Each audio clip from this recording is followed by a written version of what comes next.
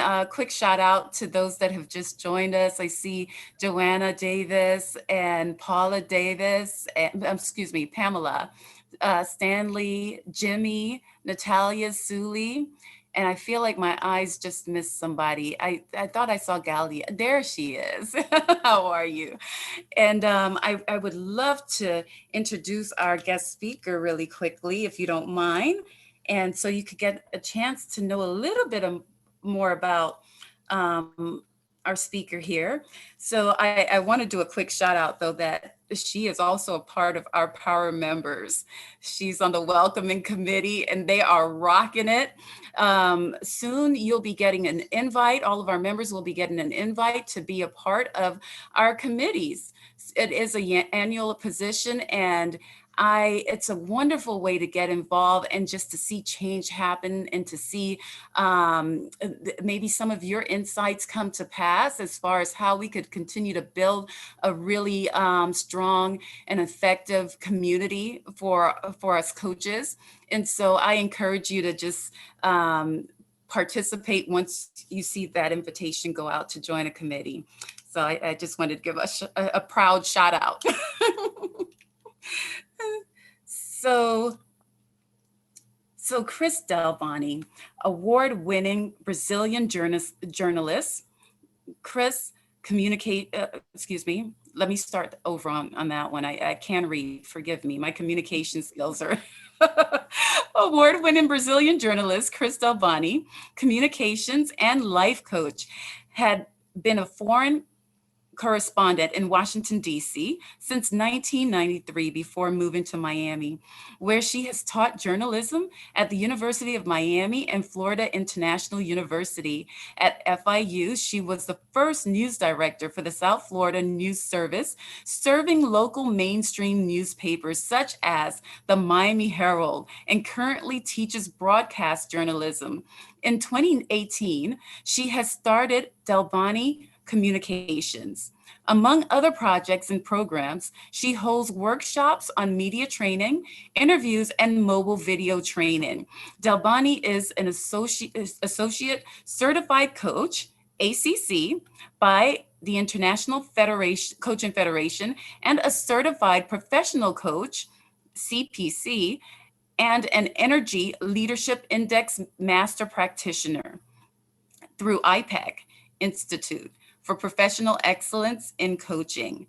As a life coach, she has developed two methodologies: the happiness code to help people find their sense of life purpose and plenitude, and your road to success for college students. She also publishes Direto de Miami, did I say that correctly? A blog that features Brazilians in South Florida, as well as news and things to do around Miami. Delboni has a bachelor's and master's degree in journalism from American University in Washington, D.C. Chris can be reached by email at chris@chrisdelboni.com. And I believe she's going to show that at the end as well. Thank you, Chris. I'll turn this over to you. Well, let's give her energy. Thank you to Chris for being here with us. Thank you. Thank you so much, Luna and Misha, for the invitation. I am so extremely just pleased and honored. I've been wanting to do this for a long time, and I can't thank you enough for this opportunity. Welcome everyone to the Virtual Connect, ICF South Florida Virtual Connect, and I hope I can connect with you tonight and this late afternoon, and that through this connection you will be able to really connect better with the people. So let me start by sharing the screen here a little bit, and I'll try to go fast so we can actually practice. Okay, just give me a second. Everybody see it? Yeah? Okay, let me just adjust this for me. Just one sec. And let me get my timer going as well. So hang on just one sec. There we go. Okay, so when I do communications coaching, I work with 3 modules. basically 10 sessions, 3 modules each, and then one last session. And the first module is really to help you develop, to build, to construct your identity, and how in communication it's important to align language, message with image, because sometimes you're saying something with a smile, but in a very tough way, and vice versa. Sometimes you want to say something in a very firm way, but you just mellow out as you say it. So then you lose what you want to say, or you lose the message in the process. The second module is media training. So it's basically how to give a good interview. So when you're talking to the press, when you're talking to, when you're giving interviews, basically. And the third module is something that I developed really through COVID-19, and that's the one that we'll be working on today, because that's the one that I feel most people really need. A lot of people were kind of forced into live interviews, going live, doing lives, interviewing people, interviewing clients, interviewing other coaches, without the knowledge, without the experience, without the background, and those lives get lost in the process. So that's why I talked to Misha and Luna, that I said, I think especially as coaches, we must know how to interview well to really make a difference, because we're dealing with such important issues, important concepts that sometimes get lost in the process. So that's what we're going to do today. I hope fast enough that we will have at least 15, 20 minutes to actually practice interviewing each other. So today is the day of interview like a pro. Hang on, let me get this.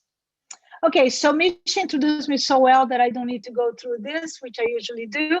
So I will skip that. And if you have questions about my background, but this is what I bring to you today. And it's the 3 elements that I work in everything I do as a journalist and an educator and a communications and life coach. So let's start with how to interview like a pro in your lives. The most important skill for efficient communication, as crazy as it may seem, is a very simple concept. Very simple. Learn to listen. Most of us don't listen well. We speak on top of each other. When people say something, or either we're going, yeah, and we don't really listen.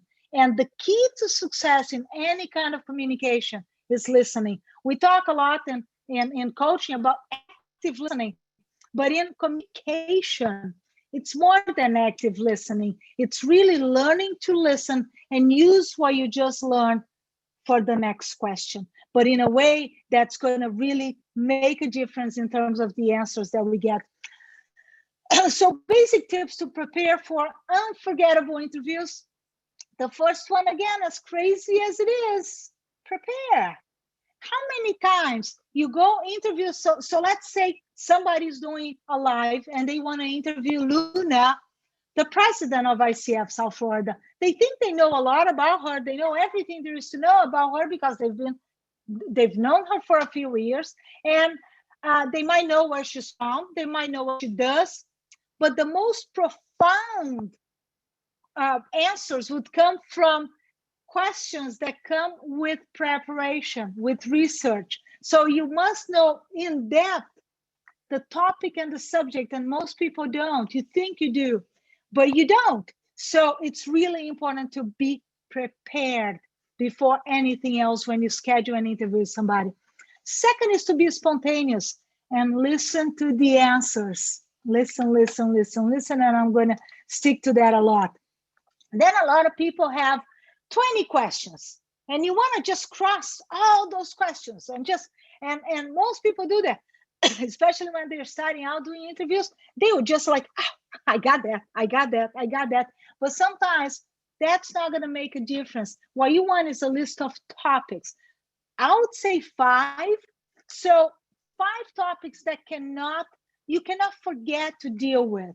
But don't be slave to them either, because sometimes something will come up in the answers, and that's what's going to make a difference. So the follow-up questions, they generate the best the unforgettable answers. And that's really what you're searching for. And then what you do is you use those answers to generate new questions that you wouldn't think about it because you didn't know. But if you ask the first question really in a way, and we're going to talk about how to do that, in a way that generates really interesting answers, and usually that comes from a follow-up question, that's when you know you get it, okay? Because that's when you're really going to have more interesting questions and more interesting answers. This is a tough one. I would say do not interrupt your interviewee. Don't speak on top of them. Let them think and let them talk unless they don't stop talking. And that's a tough balance because, and some people, sometime doing this presentation, somebody said, how can you politely interrupt somebody because they won't stop talking? Usually if you ask the right questions, they will stop at the answer.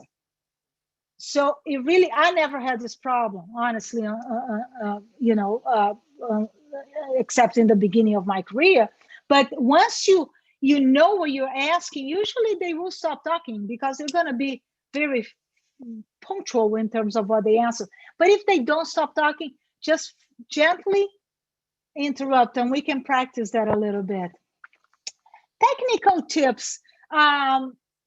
I always say, look at the interviewer's eyes. If you're doing, okay, let's say we're not doing Zoom interviews anymore. You like so much this experience that you're starting to do in-person interviews with people.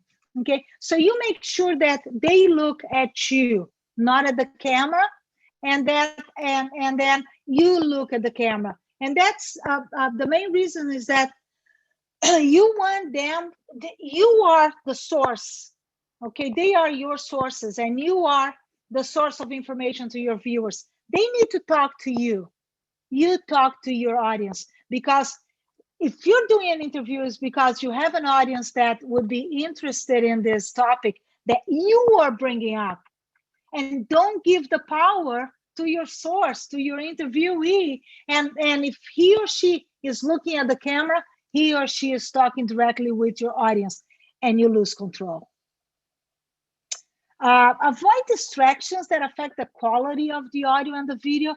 We sometimes get so nervous when we're interviewing somebody that we let them be distracting to your viewers. Remember, that's your goal, is to reach your viewers. So some people will just like, yeah, yeah, because they're nervous, and they'll just tap on the table, and they do that a lot. Or they'll be like that in a chair that squeaks. And then it's bothersome to your viewer, which is your main goal, is the people who are watching you. Your interviewee is just somebody who will be bringing information for you to transmit to the people you really want to reach. Okay, that could be potential clients, that could be current clients. That could be all kinds of people, but people of your interest, okay? And that's what matters. So just try to, if you're recording, if you're live and you're recording, just stop the recording a little bit. I'm sorry, if you're recording to place it, to share it later. If you're live, you just gently say, you don't need to be nervous. Just put the coaching hat on and deal with that person who's nervous, but don't let it go. Don't let it go. Don't ignore it. Air conditioning, noise, a lot of things. I see a lot of lives that there's so much distraction, and people either turn off, or they mentally block, or they actually get out, they leave. So you want to avoid that, because remember, your goal is to reach your audience, nothing else. I think I remember in coaching school talking about open-ended and closed-ended questions. In journalism, that's journalism 101. But a lot of people either don't remember that in coaching school, or they never heard of it. And that's what I get. So you have two types of questions. And again, this is journalism 101. You have the closed-ended questions. They're more factual. Hi, Chris. When did you get to Miami? 2005. When did you get to the US? Where did you come from? Right? They are boring answers. They are very boring answers. Okay, who did you come with?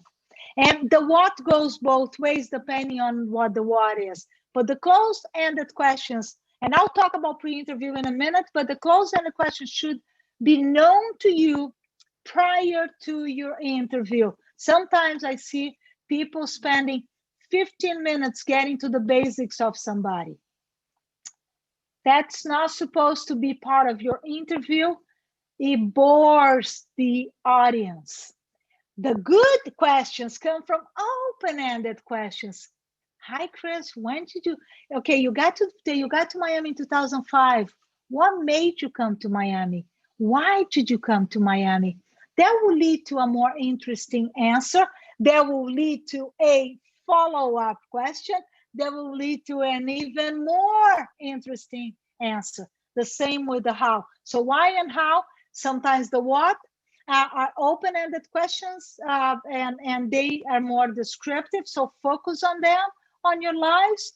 And the closed-ended questions are more factual. You want to have those answers prior to your interview. So what are good questions? Okay, they bring good answers. They bring new ideas. They make the interviewee think. I always say that, when you got to the interviewee, when he or she will say, oh my God, nobody ever asked me that. Wow, that really makes me think. Or of course, when you make him or her cry. But that's, that's when you got them. The good questions, they are concise. Do not make a speech out of your questions. Be direct and be polite. A lot of the times I see inexperienced interviewers really make a speech out of the first question. So, oh, Chris, welcome to our show. Welcome to whatever. So you came to Miami in 2005. I came to Miami in about the same year. It was really interesting. That year, oh my God, it made me just so excited to be here in 2005. Who cares? It's really not about you. So please, and people do that a lot. If you think of yourself or lives, you see that. Just ask the question. They are clear and they are correct. The one thing you don't want to do is in your factual notes. So, hi, Chris. So you got to Miami in 2007. Right away, you lost credibility because I'm going to interrupt you and I'm going to say, no, I got it in 2005. Off. Okay. So make sure you do your research. You're prepared. Good questions. They are singular. They are not plural. As coaches, I know that one of the favorite questions that we have is, oh, what were the 5 most challenging things you've done this week? Okay. Well, I did this, I did that. People give you a list. Try asking, Chris, what was the most challenging experience you've had this week? Aha, it made me think. Okay. You want the famous aha moment? It comes from singular questions, never plural. Okay. They are unexpected, they are challenging, and always, always, always respectful. So don't go off, but to try to, bring in the excitement, the sensationalism, just stick to the facts. Avoid. So I talked about it early on pre-interview. Okay. So when I say, what's an ideal pre-interview to get to the factual information, the close-ended factual pieces of the puzzle for your interview? You want to call the person. Let's say you're interviewing Misha in a couple of days. When you call to schedule the interview, and please call to ask those questions. Do not count on WhatsApp or email. Pick up the phone and call the person. Once she or he agrees to give you the interview. Okay, Misha, that's great. So we're going to do the interview in 2 days. I'm going to call you in 5 minutes just to get some facts. Is that okay? Perfect. Get to the facts. What you don't want to do is, so Misha comes to the interview 5 minutes, 15 minutes. And so, okay, Misha comes 15 minutes earlier so we can check on things. Okay, so Misha comes to the interview and you say, okay, Misha, when did you come to Miami? Where are you really from? Okay, here's what we're gonna do. I'm gonna ask you some of those questions in the beginning, and then I'm gonna ask you to talk about what made you come to Miami. And then you're gonna talk a little bit about your family. Is that okay?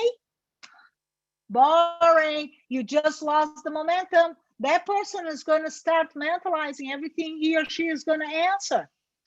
Don't. But if you ask those questions 2 days before, a few days before, when you schedule the interview, you make notes, that person forgot that was asked of them. And then you have a fresh interview. Okay. And this is something I do in media training, but let me just throw this in. Do not ever, ever, ever give interviewees the set of questions you're going to ask, because you don't know the questions you're going to ask. You have 5 topics and you can say, you know, we're gonna talk a little bit about your family, you coming to Miami, your coaching business, this and that, period. And don't ever, if you're recording, give people the opportunity to actually see the interview prior to putting it out there. 2 questions in one. A lot of people have the tendency to ask, so Chris, when did you get to Miami and what made you come to Miami? Or who did you come with to Miami? You lost both questions. Ask a question, then you ask the other questions. I'm sorry, this is unleveled, the bullets and the writing, and I just noticed that because I'm using the PowerPoint with Zoom works better than Keynote, and most of my things are Keynote, and I just exported to PowerPoint. And it didn't align, so I apologize for that.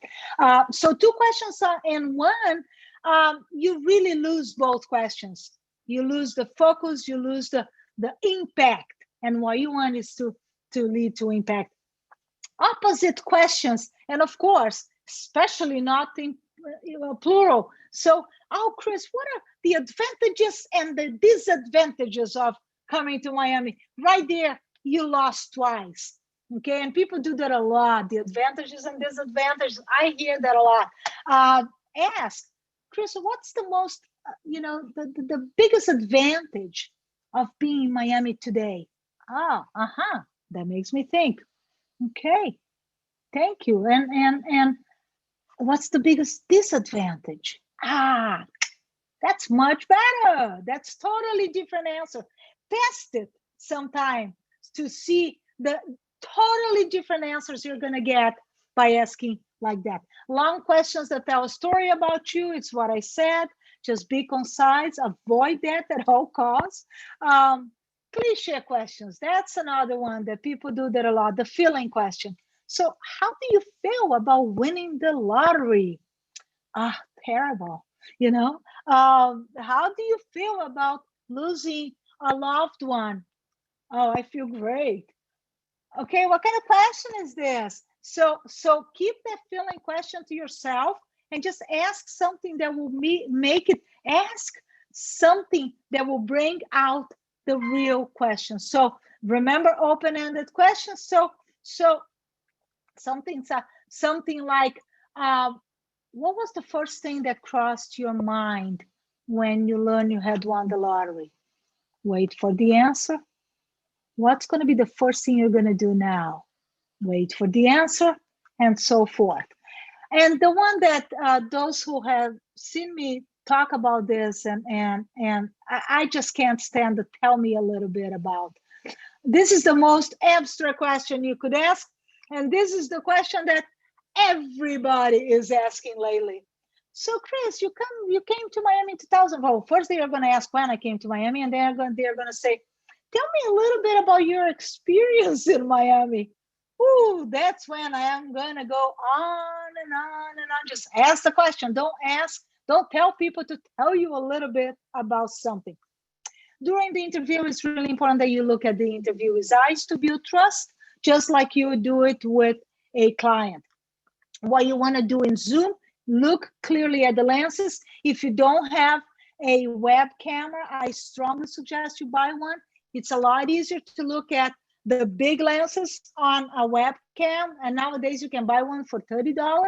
It gives you a little more better light when it's dark, and you can look at the lenses. They're like, I can show you later, but it's this big instead of finding that little dot on the computer or on the iPad or on the phone. So you have to kind of, and you lose a little bit.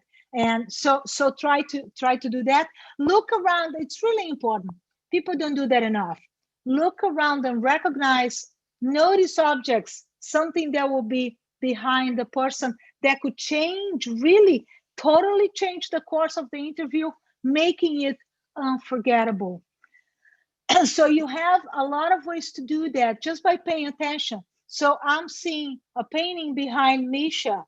Okay, so it might mean nothing, but it might mean something that has a lot of value to her. So Misha, does the painting behind you, does it mean anything? To my dad, yes. I can't answer any of the questions pertaining it, but to my dad, yes. Okay, so now if it were a really real interview, we got her. We just got her. Okay. Try to get out of it That's really quickly, though. Yeah, but if it were a real interview, I would push you. But because that's probably the most interesting of anything she has to say about her. If we're doing an interview about her, we want to go deep, okay, and make her cry. That's the emotion. People remember emotion. People don't remember facts. Okay, just the final tips. I think I'm doing good, about under 15 minutes. So you clarify anything you don't understand. Don't be afraid. Don't be shy not to know. You are there because you don't know. And if you remember that, it's okay. And you just ask, so I'm sorry, what do you mean by that? Let me understand better, because if you don't get it, a lot of your audience also won't get it. And if somebody says something you don't understand and you just go by it, you are the one who did not do your job to explain to your audience what the other person means. And I always say, to me, it's like, the key element for a successful interview is to be humble. And that comes from just stepping down and understanding your role there and what you're there for. And practice your questions, practice the topic, practice with somebody that can really bring that out. And I hope that we're going to be able to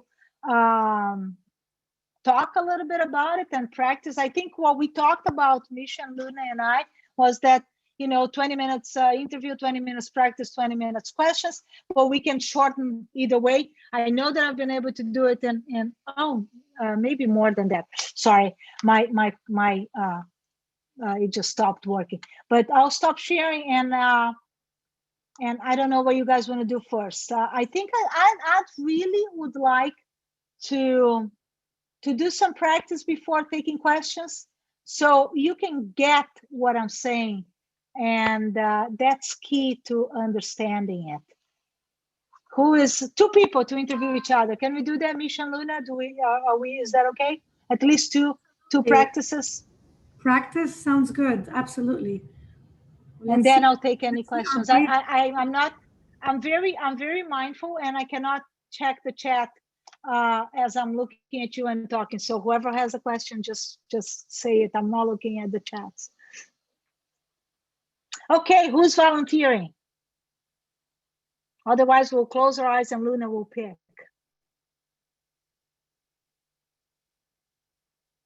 Luna, why don't you pick two people to volunteer to interview each other? Okay. Can anyone willing to volunteer? So I volunteer to be interviewed. Okay, to be interviewed. Okay, so who is interviewing her? I hate to put the introverts in a very painful situation, but absolutely. And who would like to? But if they are here, but okay, Luna, let me just contradict you for a second. If they are here, it's because they're interested in learning. And if they are here, it's because they're really interested in getting out of their comfort zone and start doing lives. So, and there is no safer place than within this group for you to Okay. practice. So I'm going to volunteer. I'll give two names and I one. would go with Joanna. One is very deep. So She's let me gonna, pick she's somebody. gonna kill me. I would say Jimmy or Brad. Jimmy has to leave soon. He has to Okay. jump on a, yeah, based on the Is chat. Brad So okay with let me being ask you a question. interviewed? Who is doing lives? Who is somebody who is actually doing interviews and doing lives and could take advantage of that? I know that when we went over this, Misha and Luna, it was very helpful to you, right, Luna? We practice. Yes, and I do want to say that it did help me with an interview with a client. So even though it was not live, it was a client, the question I asked triggered something that the client chose me to be her coach. So I do believe that the questions are powerful in terms of connecting. And please don't be afraid to role play it. I learned because I role played in front of Chris and she corrected me and I was like, okay. And I did exactly as I learned. So Brad, if you're willing, say Joanna, yes. I think Joanna is volunteering. I am not volunteering. Okay. I have a suggestion. I have a suggestion because what I would find of value is to actually see Chris do an interview, because Chris is going to be doing her process. If I do it, you know, to me, it just sounds, I'm sitting here going, here's the marker number, here's the marker number, here's the marker number. So I'm going to go into coaching. Yeah. Um, Yeah, Joanna, it really doesn't work because Okay. I can talk forever. I can show you forever until you do it. And I correct you and you go, ha, now I got it. okay. Then I guess Brad's doing it. Okay. Is he? He's quiet. He's muted. Why That's don't you, what Luna Luna, then do volunteered. it, or Misha? Suli, yay. Okay, Sue. We got a volunteer. We got Suli as a volunteer. All right, Sue. Suli, you will be. Okay, so let's start. What is the interview about? Why don't you gather some basic facts from her before you come up with your first question? Okay, are you gonna put us in a break room to practice among ourselves or no? No. No time, no There's time. no time. We're just playing Okay. here. Volunteers. Okay, can you, hi, nice to meet you, Galia. I don't know anything about you. I don't know you. So that makes it really authentic. Yeah. Can you tell me some of the topics that you're willing to talk about? Yeah, I'm pretty much an open book. So ask, you know, I guess pick a topic and then I can tell you a lot about that topic, maybe. Just get to know her, Sue. Just Right, get to know her. Just give us the facts, Galia. So what kind of coach are you? Or where are you from? Do you have family? Just give us some basics. I know Okay. this is supposed not to be done a pre-interview, but just for the sake of practice here. Okay, Just so, give us some basics. okay, And Sue takes notes. yeah, I am. I take notes. So Sully, I am a Miami native. I was born and raised here and in Miami. A former educator and fundraising professional, and have been a coach for 2 years. I don't have a niche, and it's by design because I really love helping a variety of people. And but most of my clients tend to be either nonprofit organizations, individuals, or entrepreneurs. I have 3 children and I'm an empty nester. So my children have all left the coop and it feels great. This is my first year as an empty nester. And I enjoy yoga and walking, and I'm really excited to have discovered coaching. I hired a coach, and that's how I became a coach, because I was like, wow, this is amazing. This is what I want to do. Okay, go. All right. So, Galia or Galia? How do you pronounce your name? Galia. Galia. So Galia, what type of coaching are you doing during the COVID that you find most people are in need of? Yeah, I'm supporting a lot of individuals and entrepreneurs in sort of pivoting and helping them generate new ideas and outside the box thinking. I'm partnering with I feel like I'm a think partner for many of my clients, helping them ideate and create solutions to the obvious sort of slump that the country and the world seems to be in. And during this time, what was the common bond between all your clients? What did you find most impressive during this pandemic?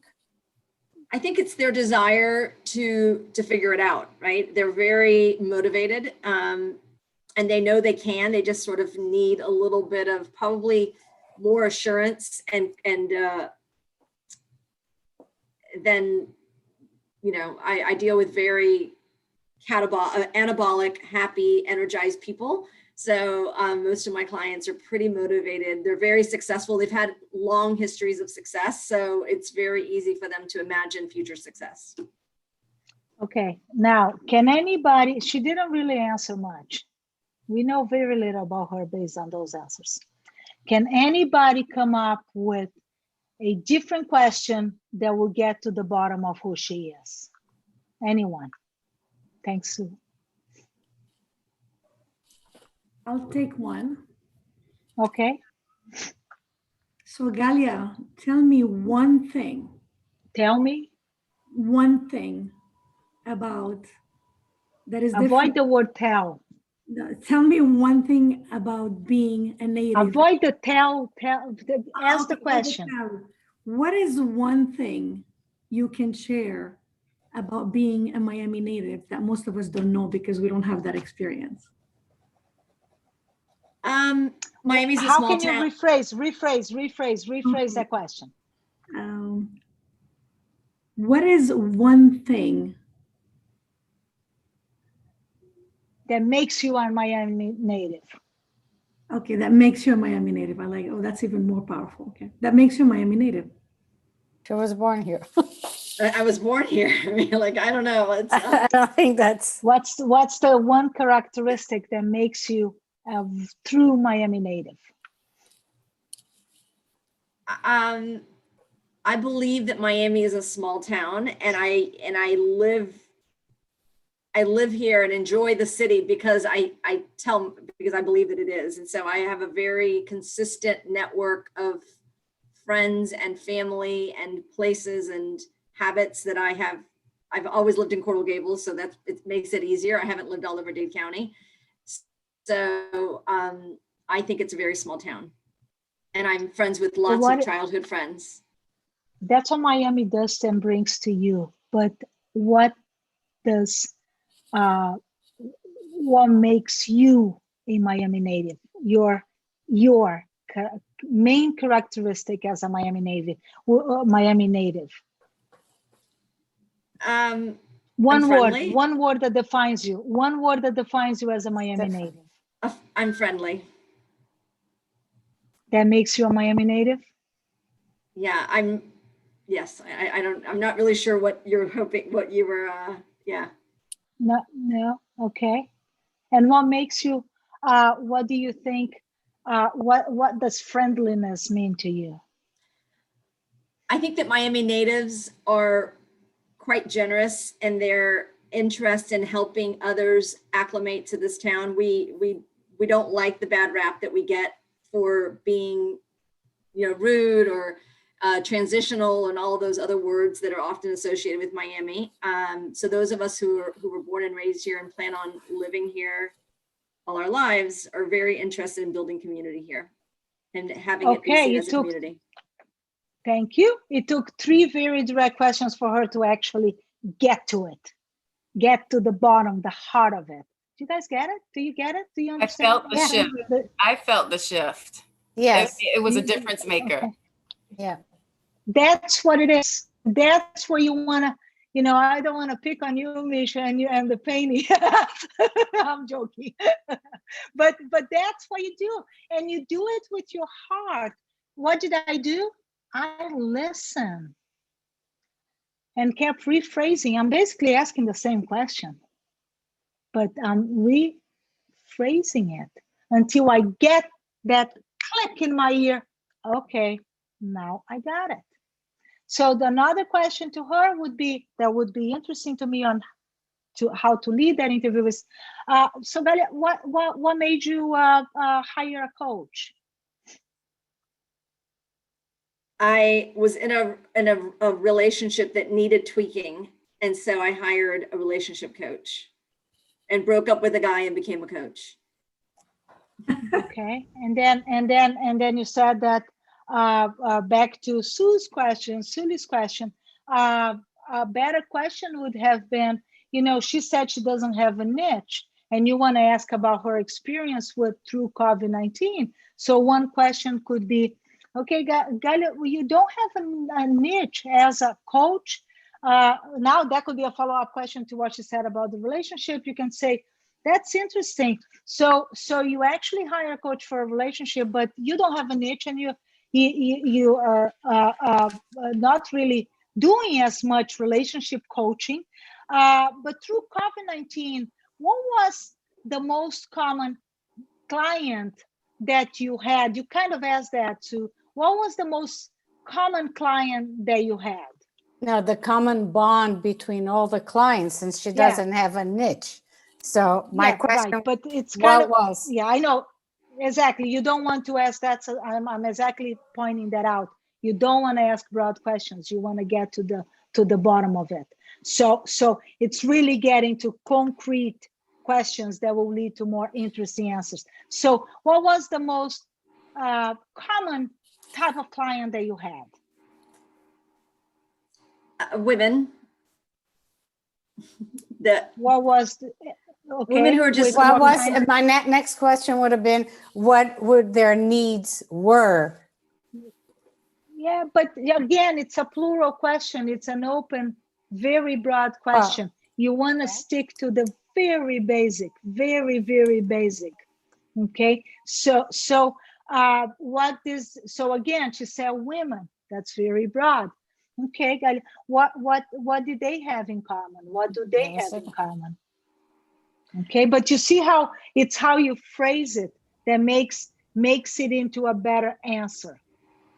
Because her answers to you were very broad, just like the questions. So again, Joanne, I guess I'm doing what you asked me to. So Galia, what do these women have in common? Many of my clients are either coaches or nonprofit professionals, as I mentioned. And they lead organizations, or they are leading their coaching businesses, and they are trying to, well, I think there's two different things. The nonprofit professionals are trying to pivot and trying to figure out how they can continue to serve as nonprofit professionals in this time of COVID. And the coaches are really trying to grow their businesses. Actually, they're both trying to grow their businesses. It's just different types of businesses. Again, she went back to just saying nothing, but that's good. That's great. That's the answer. I know, but you see how you have to keep picking. I don't want to continue on this. I would like to take questions. I think there are some questions in the chat maybe. And if we have additional time, we can go back to practicing. But I think you got, yes, Suni? You can wear a double hat. When do you stop coaching, or when do you stop teaching, and when do you start coaching? When you're interviewing, are you on a broadcast? Okay. Oh, I'm totally not a coach. I wanted to hear that. No, totally. I work on 3 levels. When I'm teaching journalism to students, I am tough as hell. When I'm coaching, I'm sweet. And when I'm interviewing, I am fair. Three different aspects. We all have different aspects of who we are. If you're dealing with your children, I'm sure you're different when we are at our positive intelligence meetings, and you're different when you're coaching. And I am different with my husband. I'm different with when I'm coaching. I'm different. So, right here, I am here as a communications expert and as a journalist is what I'm talking to you. If I were talking to you, giving you a presentation on youth to success or happiness code, the other two methodologies I work with, you would see a totally different person. Of course, my essence is my essence, but how you present yourself, journalist, educator, and coach, those are three very different approaches. I don't know if is that what you're asking? Chris, I just wanted to make mention that BB, Yeah. she had to leave, but she put some Oh, questions questions to ask her in the interview. okay. And a few of them, particularly to the scenario we had going on there. How would you describe yourself? How would you describe experiencing living in Miami? How does your heart feel when you think of yourself as a Miami native? And then she was saying thank you all. She had to leave early. And she said, This is very good. How your heart feel. That's a very powerful question. how does your heart feel when you think of yourself as a Miami native? Okay. That's a very powerful question. Absolutely. Bibi is right on. Okay, so how do you feel when you try to answer that, Kalia? Yeah, I'm reminded of just easier days where there was no technology and I could ride my bike until I had to just be home before dark. It was really lovely. Even when I went to college and I couldn't talk to my parents for weeks, that was really great too. She's letting us know who she is. The question that she answered by saying Miami is a small town, and that really says nothing. Okay, what you want, let me put it this way. And that's something I do when I'm training people to build their identity and on media training. When you're building your message, you want to use the message needs to be so concrete that we have now, I guess, 13 people here or something. No, 14 people with me. Yeah, let's say 12 people. Okay, when she says Miami is a small town, if we ask each one of you to describe what that means, I guarantee we're going to have 12, 13 different answers. When you're building your message, what you want is to give a message that is so concrete that there's only one unique interpretation. And the same thing with the answer. For an answer to be clear, to be interesting, to make your life and to make your interview so unforgettable, the answers need to be really touch people's heart and make them, all of them watching, understand the same thing. So when they answer in a broad way, this is not a Hollywood movie. It's an interview. We're trying to get to know her. So Miami is a small town. I get it, but I don't get it. The meaning to me of Miami is a small town from somebody from Brazil, and I call Miami a small town. I call Miami a different planet. It's a whole, I've lived in DC for 17 years. What is this? It's what we call, I'm from Sao Paulo, which is, it's got everything. So what you want is really to make sure that you get amazing answers. And those amazing answers, they are basically really concrete. So when she says, Miami is a small town, okay, what does it do to you? What does it mean to you for Miami to be a small town? Then she's going to start describing what she just did. That's why you when you know you really got it. But Let me answer any more questions because I know time is running out. So what's one main difference between coaching and interview? Using your specific and direct questions. One.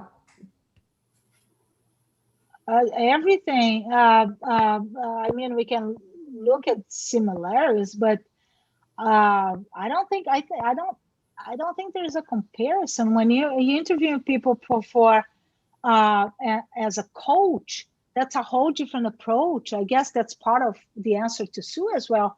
It's a whole different approach than when you're interviewing people in a live and you want to get to know them. When you are coaching and when you're coaching in interviewing a client, not interviewing, but going through a coaching session with a client, the way I put it as a coach is that I'm nothing but a mirror.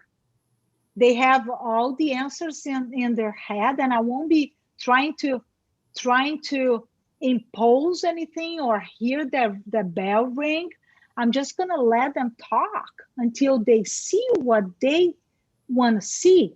And I always describe myself with clients that when I'm introducing coaching, I say, I'm nothing but a mirror. And what I do is I help you see yourself and really feel good about what you see.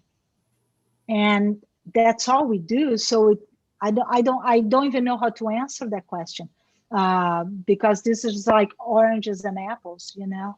I think maybe somebody has a different point to it. Sue, you wanted to say something? Yeah, I was to your point. I had a complimentary coaching call yesterday, and the woman started to cry, but she hired me. So it's very important. I guess the questions not only are powerful, but they are also relating to what you really hear, and you can see beyond what the questions are and the stress and the thing. So that's very important. But let me try to answer differently, Anastasia. It's the goals are very different when you're interviewing for your in a coaching session.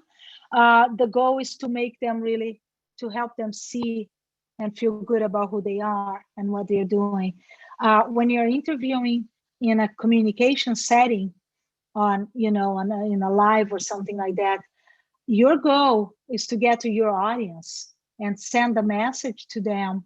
It's not about the interviewing necessarily, but it's about the message the information, the message. What do you want to pass on to your viewers? So that's why I say it's apples and oranges, because the goals are extremely different when you're coaching and when you're interviewing another coach or even a client. Or I would strongly recommend not interviewing a client on a live, because you might turn against you, because if you really want to do a powerful interview, you might make them cry in front of hundreds of thousands of people, and you don't want to do that necessarily because they are your client. But if they're not your client, yeah, you want to make them cry because that's feeling. And when they feel, your audience feels and cries with them. And you know what? They're going to remember that interview for the rest of their lives. They're going to say, remember the interview that Anastasia did with Luna? Oh my God, I couldn't stop crying after that. They got it, So the goals are totally. I don't know if, I'm sorry if I'm not 100%. Is that satisfying, Anastasia?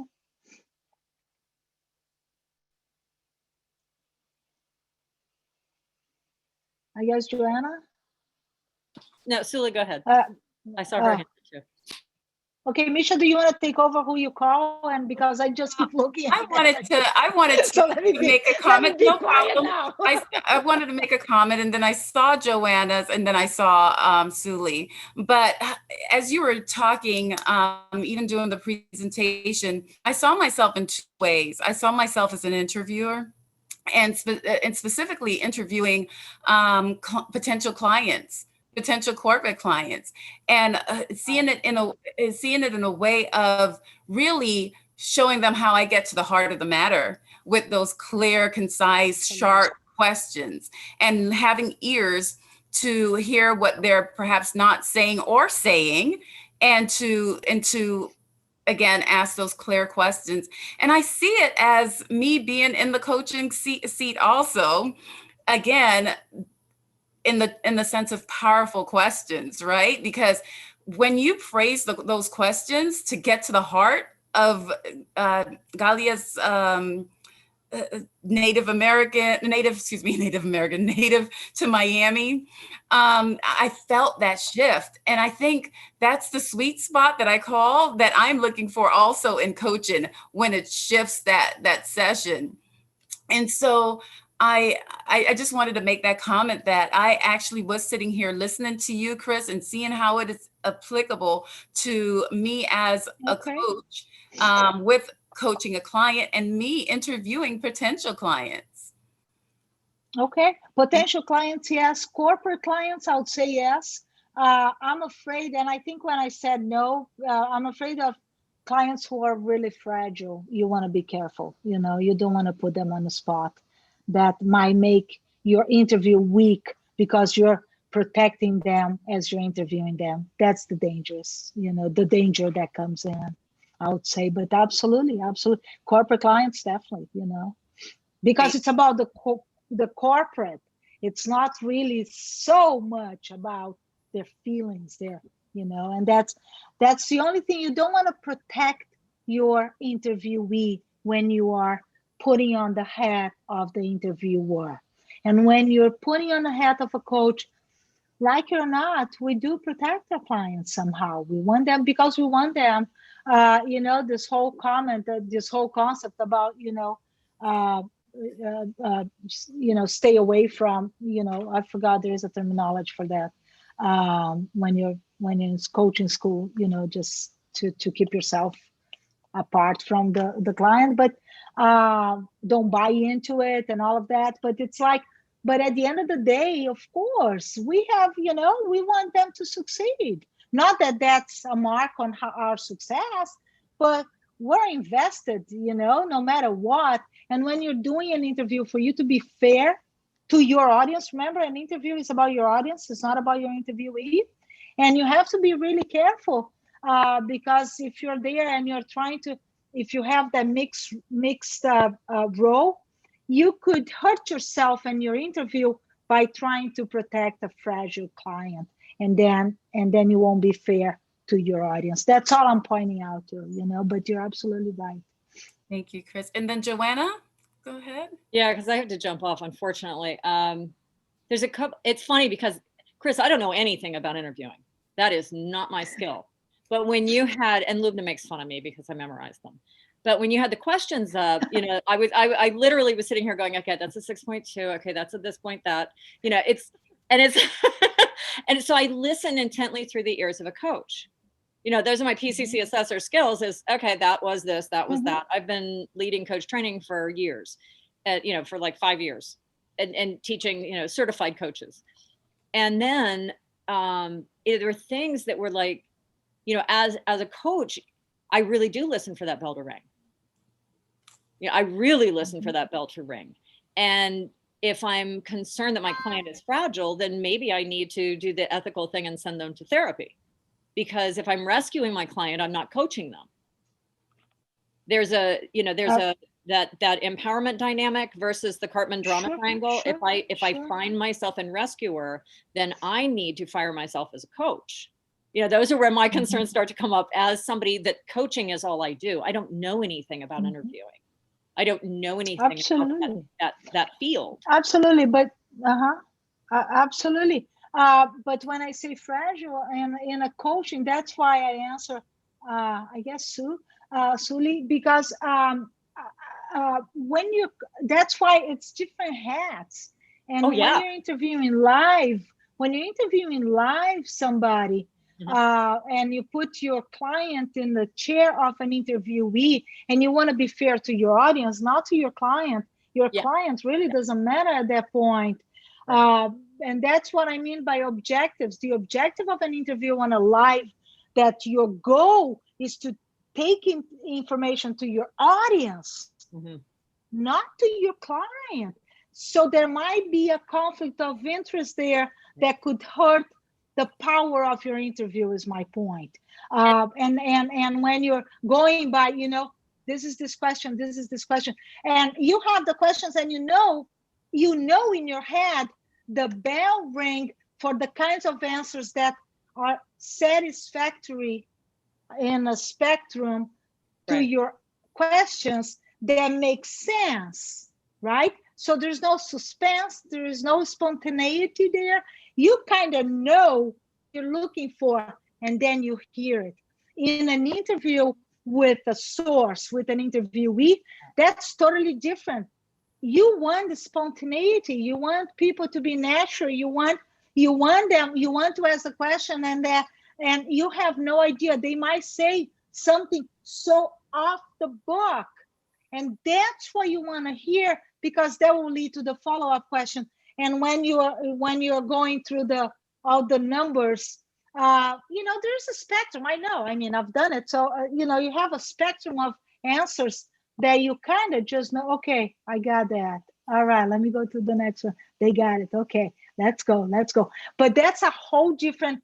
There is an interest there from your perspective to get them to really get to the answer, and then you hear the bell ring. But when you are on a live interview with a stranger that you know nothing about, what you want is to bring out the most spontaneous answer, like Misha with, sorry Misha, I'm not picking on you, but just an example with the painting, with the frame behind her. We never expected to say, it's my dad, I'm not saying anything else about it. Okay. You see, and if it's a coaching interview, oh, of course, Misha, that's okay. You don't need to talk about it. I get it. And if I'm interviewing her, oh man, I'll stay on her. Okay, because I want my audience to know, not to get out of this interview with that curiosity in their mind. I want them to know, because my loyalty in that interview is not to Misha, it's to my audience. Does that make sense? And that's what Yes. you're saying. Yeah. Chris, just a question. Would you follow the same thing in a panel interview? We have a panel interview coming up, and it's actually corporate clients this time. I don't know how many of you in the audience know this, but in November, our live webinar, I wish it's live, it's going to be with corporate clients. Can we use that same methodology if it's a panel interview, and ask the question, then catch them, right? Catch that moment of, I'm not going to say more, and hone into it? Or would it be totally? Go for it. Yeah, go for it. Of course. Yeah, that's always powerful, because you make people understand how to ask powerful questions. It can, even though you put different hats as you're asking different questions, but the concept of these questions, of powerful questions, that goes for anything you're doing, and how to get to the answers you need. These are just basically, one-on-one interview techniques. That was exactly my point. The questions that you outlined as powerful questions, they apply to coaching. And that was actually the essence of my original question. Since you are a coach and since you are interviewing, when do you draw the line? And how easy is it for you to draw the line? I just do it naturally, and like I said, it's like by wearing different hats in my case. But I've been a journalist for 25 years. I've been a coach for about, I guess, 3. So coaching is still pretty new to me, but I apply some of what I know about interviewing with my clients. And one of the things that always made me a successful journalist, because I am a very good interviewer. I am, because I've always been, since I was very little, I've always been a good listener, and I've always seen through people. That's just something, that's who I am. and that makes it a lot easier. So, but I would not ask some questions to clients that I would ask on an interview. I just would not. I would wait until they came up with that. I would ask questions that would lead them to ask the tough questions themselves, to themselves, not me. I would not do that Chris, I to a get the, client. I'm sorry. I'll definitely do that. I'll definitely do that to an interviewee. I thank you. I was going to say, I get the impression that when, especially when we're watching TV and we're looking at different interviews going on, it's like, where is the line? They push for those hard questions. Yeah. It's almost like there's no line drawn because they're really wanting to please the audience and get those ratings. And get the answers. Now, remember when I said remember when I said be respectful, you know? You want to make sure that you ask questions that are really respectful. And I've never been disrespectful with any source. But I'll push and I will ask tough questions. And I don't think I would do that with a client. With a client, I'll ask a question and try to see if they would come up with the tough questions to themselves. And the way you lead the conversation, if you're good at it, you get to that point. But I would not ask them a tough question. You know, I'll not ask them, you know, what was the first thing that crossed your mind when you learned your father had died? I would probably say, I'm so sorry, I heard your father died, and be silent. Yeah, that was the hardest thing. Then I would say, what was the hardest about it? That's a whole different way of interviewing. You get it? I mean, do you? Any other questions? I hope it's been helpful, you know, Luna and Misha, that got me to do this. I hope it's been satisfactory. And Awesome. Well, a lot of people have been saying thank you, and we are past the time, Chris, and as we anticipated, just so that we could get the best out of you. And so this is recorded and we will be able to send it out to everyone. We thank you so much again for this time that you set aside for us and let us sharpen our communication skills on how we just convey what we want our outcome to be. And awesome. Thank you again, Chris. And thank you for everyone for attending.